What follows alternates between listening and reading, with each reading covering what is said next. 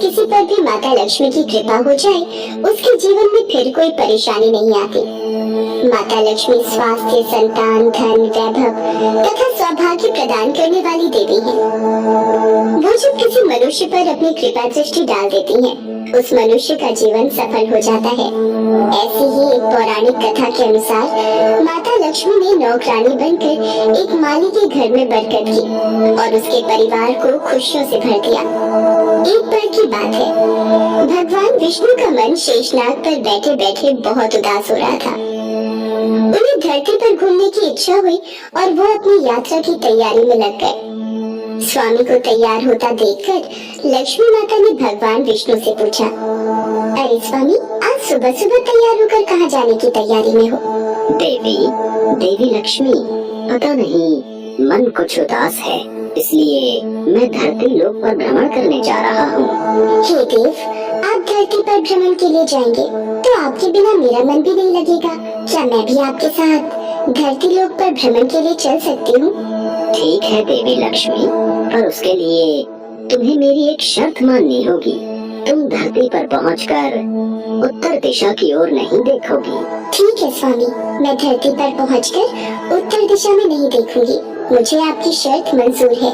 भगवान विष्णु की इस शर्त से माता लक्ष्मी सहमत हो गई और प्रातःकाल होते ही माता लक्ष्मी और भगवान विष्णु धरती पर पहुँचे। उसी समय सूर्य उदय हुआ था। रात बरसात होकर हटी थी। चारों ओर हरियाली ही हरियाली थी। धरती की सुंदरता को देखकर माता लक्ष्मी अत्यंत प्रसन्नचित हुई और भगवान विष्णु को दिया वचन भूल गई। माता लक्ष्मी धरती को देखती देखती कब उत्तर दिशा की ओर देखने लगी, उन्हें पता ही नहीं चला। धरती का वातावरण देखने में कितना मनमोहक है और वो फूलों से भरा खेत। ये तो कितने सुंदर फूलों से सजा हुआ है। मैं ये फूल यदि तोड़ लूं? उत्तर दिशा में माता लक्ष्मी को एक बहुत ही सुंदर फूलों का खेत नजर आया और उसी तरफ से खुशबू के साथ बहुत ही सुंदर सुंदर फूल खिले थे। ये एक फूलों भरा हुआ खेत था। माता लक्ष्मी बिना सोचे समझे उस खेत में चली गई और एक सुंदर सा फूल तोड़ कर ले आई। जब माता लक्ष्मी भगवान विष्णु के पास वापस आई तो भगवान विष्णु की आंखों में आंसू थे। ये देखिए स्वामी, कितना सुंदर फूल है। अरे स्वामी, आपकी आंखों में ये आंसू क्या हुआ स्वामी? क्या मुझसे कोई गलती हुई है? बताइए स्वामी। देवी लक्ष्मी, आप मेरा वचन याद नहीं रख पाई। शर्त के अनुसार आपको उत्तर दिशा में नहीं देखना था और साथ ही साथ आपको ये भी सोचना था कि किसी की कोई भी वस्तु को कभी भी किसी से बिना पूछे नहीं लेना चाहिए। स्वामी, मुझसे भूल हो गई, मुझे क्षमा कर दीजिए।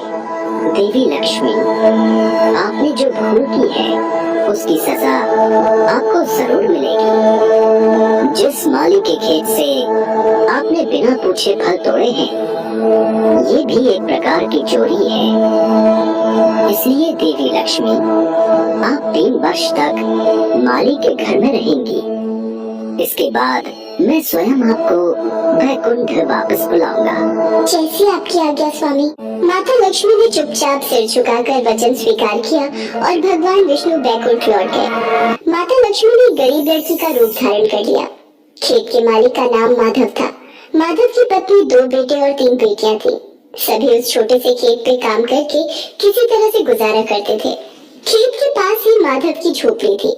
माता लक्ष्मी माधव की झोपड़ी पर जाती है। माधव लड़की को देखकर पूछता है, तुम कौन हो और इस समय तुम्हें क्या चाहिए? मैं तुम्हारी क्या मदद कर सकता हूँ? मेरा नाम लक्ष्मी है। मैं एक गरीब लड़की हूँ।